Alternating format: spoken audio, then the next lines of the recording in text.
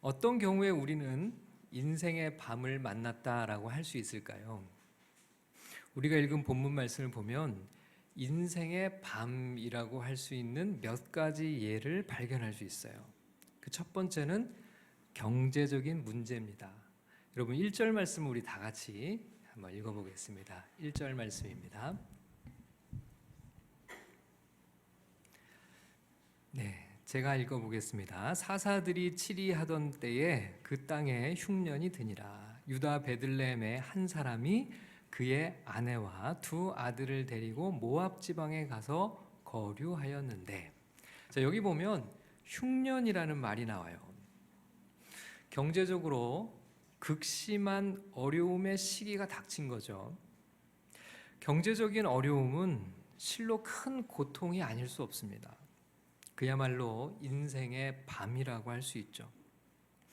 경제는 우리 삶에 전방위적인 영향을 미칩니다. 정말 힘들고 고통스러운 문제죠. 아마 우리 가운데도 이런 경제적인 어려움으로 인생의 밤을 통과하고 계시는 분들이 있을 거예요.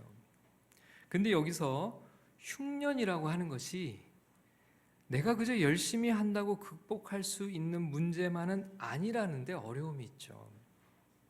경제적인 문제가 꼭 내가 잘못해서라기보다는 또 내가 뭔가 잘못해서 생긴 그런 결과만은 아니라는 겁니다. 여러분, 흉년은 불가항력적인 일이죠. 열심히 씨를 뿌리고 농사를 짓지만 하늘에서 비가 내려오지 않으면 그 해의 농사는 완전히 망쳐버릴 수밖에 없습니다. 내가 씨를 뿌릴 수는 있지만 비를 내리게는 할 수는 없어요. 그래서 흉년은 내가 선택한 것도 아니고 내가 초래한 결과도 아니에요. 여러분, 우리가 겪는 이런 경제적인 어려움도 이와 유사할 때가 많죠. 우리는 지난 2년 동안 코로나 상황을 보내야만 했습니다. 많은 가게가 폐업에 내몰렸어요.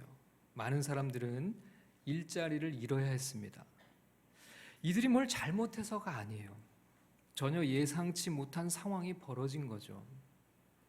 꼭 코로나 상황이 아니라도 마찬가지입니다. 사업을 잘하고 있었는데 거래처가 부도나면서 연쇄도산이 되기도 합니다. 그리고 요즘 흙수저, 금수저라는 말도 있죠. 사회학적으로 보면 가난을 대물림하는 경우도 있어요. 또 가족이 어려움에 처하면서 연대 책임을 지는 경우도 있죠. 국가적인 경제 위기가 찾아오기도 하고 전 세계적인 경제 불황이 닥치기도 합니다. 단지 내가 열심히 노력한다고 다 되는 것은 아니라는 거예요. 흉년과 같은 경제적인 어려움은 언제든지 우리를 찾아올 수 있습니다. 누구든지 이런 인생의 밤을 만날 수 있다는 거예요. 자, 우리가 만날 수 있는 인생의 밤, 또 다른 무엇이 있을까요? 사랑하는 가족의 죽음이 있습니다. 너무나 아픈 상처고 또 슬픔이죠. 깊은 상처로 우리의 마음속에 남습니다. 자, 룻기에 등장하는 한 가족이 있었는데요. 자, 2절의 말씀을 우리 다 같이 읽어보겠습니다. 시작. 그 사람의 이름은 엘리멜렉이요 그의 아내 이름은 나음이요 그의 아들의 이름은 말론과 기럐이니 유다 베들레헴 에브라 사람들이더라. 그들이 모압 지방에 들어가서 거기 살더니. 흉년이라는 극심한 어려움 가운데서도 이들 네 사람은 서로를 의지하면서 달라는 가정을 이루고 있었어요. 흉년이 들어 경제적인 어려움에 처하자 이들은 고향을 떠나 모압 사람들이 사는 타국으로 이주했습니다. 그런데 그곳에서 큰 어려움에 직면하게 됐어요. 제일 먼저 이 가정의 가장인 엘리멜렉이 그만 세상을 떠나고 만 것이죠. 자, 3절 말씀 같이 읽겠습니다. 시작. 나오미의 남편 엘리멜렉이 죽고 나오미와 그의 두 아들이 남았으며. 낯선 타국에서 가장의 죽음은 온 가족들에게는 너무나 큰 상실의 아픔을 안겨다 주었을 거예요. 그 슬픔을 딛고 극복하고자 나오미는 두 아들을 모압에서 결혼시켰습니다. 자, 4절 말씀을 읽겠습니다. 그들은 모압 여자 중에서 그들의 아내를 맞이하였는데 하나의 이름은 오르바요 하나의 이름은 루시더라. 그들이 거기에 거주한 지 10년쯤에. 자, 두 아들은 결혼을 했고 이제 행복한 가정을 꾸릴 수 있을 줄 알았습니다. 그런데 또다시 이 가정에 불행이 닥쳤어요. 결혼한 이 두 아들이 그만 다 세상을 떠나고 만 것입니다. 자, 5절 말씀을 읽겠습니다. 말론과 기럨 두 사람이 다 죽고 그 여인은 두 아들과 남편의 뒤에 남았더라. 두 아들을 먼저 떠나보낸 어머니의 심정을 무엇으로 표현할 수 있을까요? 낯선 타국 땅에서 남편을 떠나보냈고 이제는 두 아들마저 허망하게 세상을 떠나버렸습니다. 사랑하는 가족의 죽음은 너무나 큰 고통이 아닐 수 없죠. 인생의 깊은 밤이 아닐 수 없어요. 큰 충격이고 마음속에 헤아릴 수 없는 상처로 남게 되었습니다. 이런 경우를 우리는 인생의 밤을 만났다라고 할 수 있을 겁니다. 자, 룻기 1장에는 또 다른 인생의 밤이 있다는 것을 우리에게 말씀해요. 그게 뭘까요? 이것은 표면적으로는 잘 보이지 않는 그런 문제인데요. 그래서 많은 사람들이 놓치기 쉬운 그런 부분이기도 합니다. 그러나 가장 중요한 인생의 밤이 될 수도 있어요. 그게 뭘까요? 그것은 바로 영적인 어두움입니다. 여러분 1절 말씀을 다시 한번 같이 읽어보겠습니다. 시작. 사사들이 치리하던 때에 그 땅에 흉년이 드니라. 유다 베들레헴의 한 사람이 그의 아내와 두 아들을 데리고 모압 지방에 가서 거류하였는데, 지금 이 가족들이 살던 시대를 사사들이 치리하던 때라고 그렇게 기록하고 있죠. 근데 여러분 역사적으로 보면 이 시대는 영적으로 대단히 타락한 시대였다는 것을 성경이 우리에게 말씀합니다. 하나님을 버리고 바알과 아세라와 같은 주변 나라의 우상들을 섬기기 시작했던 때였고 도덕적으로도 매우 문란했던 시대였습니다. 사람들은 하나님의 말씀이 아니라 각자의 소견에 옳은 대로 행하며 살아가던 때였어요. 나오미의 가족들도 알게 모르게 이런 시대적인 영적 어두움에 젖어 있었던 것이 분명해요. 그것을 단적으로 보여주는 예가 바로 4절에서 발견할 수 있는데요. 우리 4절 말씀을 다시 읽어보겠습니다. 시작. 그들은 모압 여자 중에서 그들의 아내를 맞이하였는데 하나의 이름은 오르바요 하나의 이름은 루시더라. 그들이 거기에 거주한 지 10년쯤에. 나오미의 두 아들은 누구와 결혼을 했습니까? 모압 여자 중에서 아내를 맞이하였다고 했어요. 여러분 이방 여인들과의 통혼은 하나님께서 엄격하게 금지하셨던 내용입니다. 그 이유는 그 결혼이 결과적으로는 우상 숭배에 빠지게 만드는 결과를 초래하고 하나님을 떠나게 만들게 되기 때문이라는 것이었습니다. 근데 여러분 나오미와 두 아들은 아무렇지 않게 모압 여자를 아내로 맞이했다라고 성경이 기록하죠. 여러분 이것은 비단 나오미와 두 아들만의 문제가 아니었어요. 이 당시 성경의 기록을 보면 사사시대에 이런 통혼이 아주 흔했다는 것을 기록하고 있어요. 하나님의 백성인 이스라엘 백성들 사이에서 이방 사람들과의 통혼은 아주 흔한 일이었다는 겁니다. 그만큼 영적으로 어두운 시대였다는 것을 우리에게 보여주고 있죠.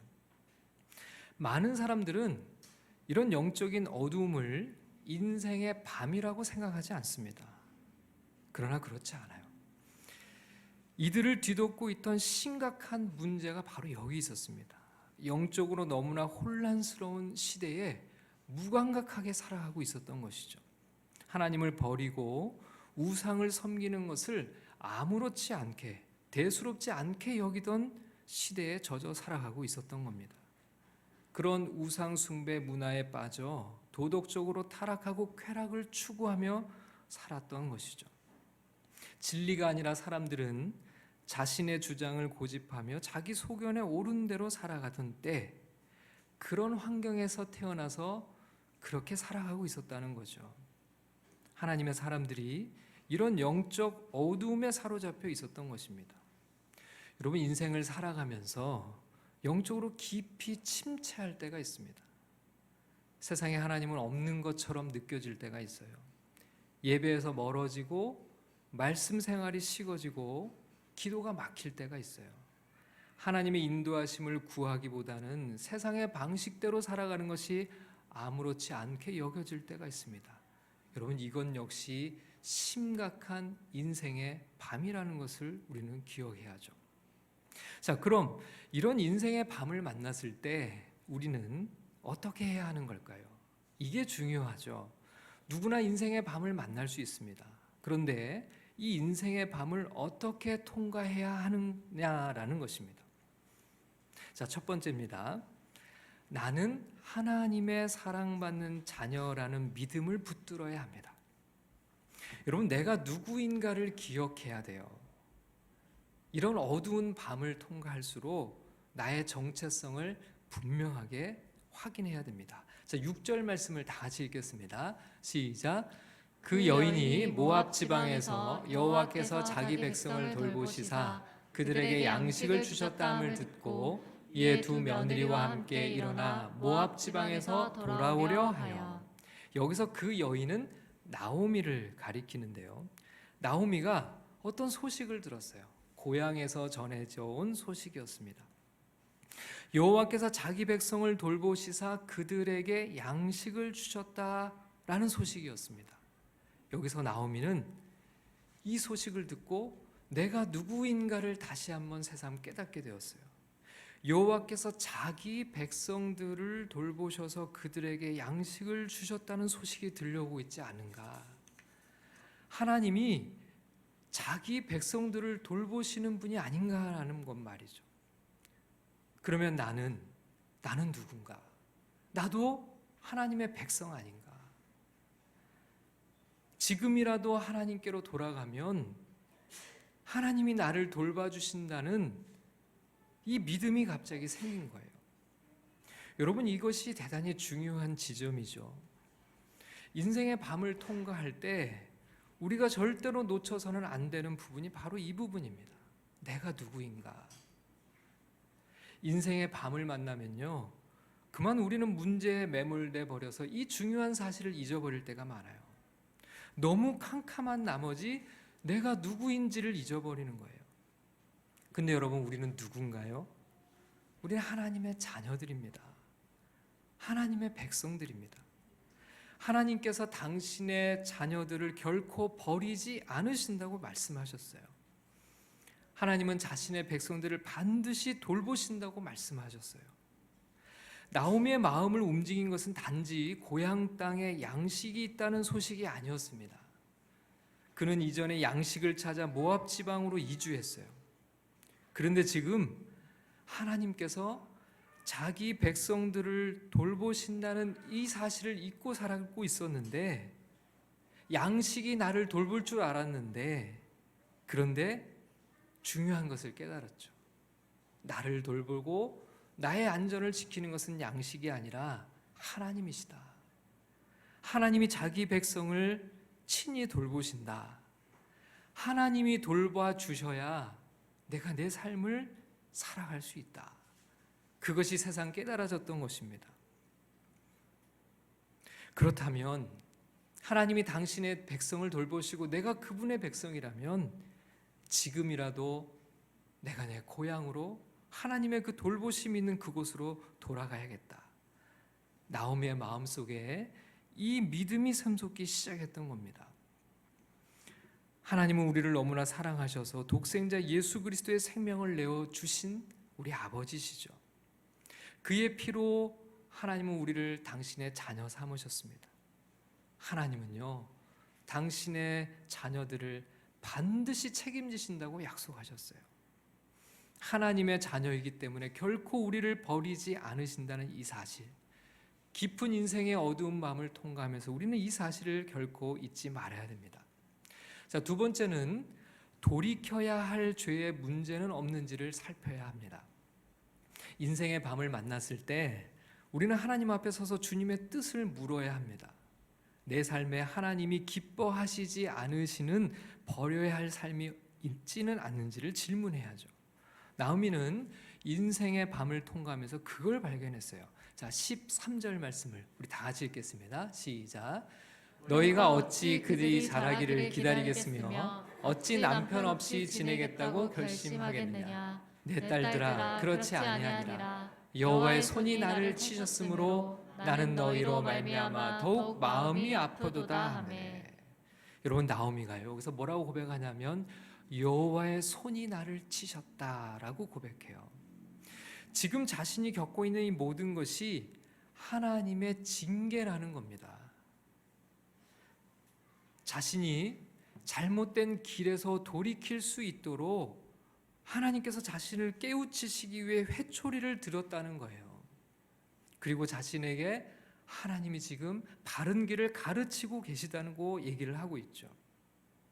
여러분, 인생의 밤을 통과하면서 이 놀라운 영적 교훈을 발견하는 것은 실로 중요합니다. 여러분, 무조건 고난을 벗어나기만을 바라는 것은 때로는 위험해요. 이 고난을 통해서 하나님이 주시고자 하는 영적인 교훈을 발견할 수 있다면, 그렇게 회개하고 돌이키는 과정이 있다면 오히려 고난이 축복이 되는 것이죠. 하나님께서 버리라고 하시는 삶의 문제는 없는지 우리는 깊은 인생의 밤을 통과하며 항상 질문해야 됩니다. 그리고 주님이 떠나라고 하시면, 버리라고 하시면 언제든지 죄의 문제에서 돌이켜 회개할 수 있는 믿음의 결단이 있어야 한다는 겁니다. 인생의 밤을 만났을 때 우리가 꼭 기억해야 하는 세 번째 진리가 있습니다. 그건 뭐냐면요, 교회 공동체 안에 머물러 있어야 한다는 겁니다. 나오미는 여호와께서 자기 백성들을 돌보시사 그들에게 양식을 주셨다 함을 듣고 고향 베들레헴으로 돌아가기로 결심했어요. 여러분, 여기서 베들레헴을 오늘 우리는 교회 공동체라고 적용할 수 있습니다. 여러분, 교회가 무엇인가요? 교회는 하나님 백성들의 공동체죠. 나오미는 베들레헴을 떠나 모압을 향해 갔는데 사실은 공동체를 떠나 있었던 거예요. 그만 그 인생의 깊은 밤을 통과하면서 공동체에서 멀어져 있었던 겁니다. 공동체 없이 세상 속에 덩그러니 놓여져 있었어요. 내 힘으로 내 인생의 밤을 극복해 보려고 부단히 노력했습니다. 그러다가 나오미는 깨닫게 되었어요. 하나님이 자기의 백성들을 돌보신다. 하나님이 그 공동체 가운데 역사하신다. 나오미는 결심을 했습니다. 다시 공동체로 돌아가기로 결단하죠. 여러분, 하나님께서는 우리에게 교회를 주셨어요. 교회라는 공동체는 하나님이 우리에게 주신 축복입니다. 교회는 하나님의 가족 공동체죠. 하나님께서 자신의 백성들을 돌보시고 책임지시는 은혜를 우리는 어디서 경험할 수 있을까요? 교회라는 공동체에서 경험하는 겁니다. 나오미는 여호와께서 그들에게 양식을 주셨다는 소식을 들었어요. 바로 하나님께서 공동체의 필요를 채워주셨다는 이야기를 들었던 거예요. 공동체를 돌보시는 하나님의 소식을 접한 것이죠. 하나님은 하나님의 공동체를 친히 세우시고 하나님 백성 공동체를 친히 돌보신다고 성경이 말씀해요. 공동체 안에 있는 지체들의 필요를 채우시고 공동체의 필요를 채우십니다. 그래서 주님의 교회 안에 머물러 있는 것이 너무나 중요합니다. 그 안에서 우리는 하나님의 은혜에 동참하게 되는 것이죠. 우리는 언제든지 인생의 밤을 만날 수 있습니다. 그때 우리가 꼭 기억해야 할 사실이 있습니다. 내가 누구인가? 나는 하나님의 사랑받는 자녀다. 하나님은 자녀의 삶을 책임지신다. 그 사실을 우리는 결코 잊지 말아야 됩니다. 또 혹시라도 하나님이 기뻐하시지 않는 내 인생에 죄의 문제가 있다면 언제든지 버리고 주님께로 돌아갈 수 있는 믿음의 결단이 있어야 됩니다. 주님께 물어야 됩니다. 그리고 공동체 안에 머물러 있어야 됩니다. 그럴 때 하나님께서 인생의 밤을 축복으로 바꾸시는 역전의 인생을 살게 하는 은총을 우리 모두에게 주실 줄 믿습니다. 그런 은혜가 우리 모두에게 임할 수 있기를 주님의 이름으로 축원합니다.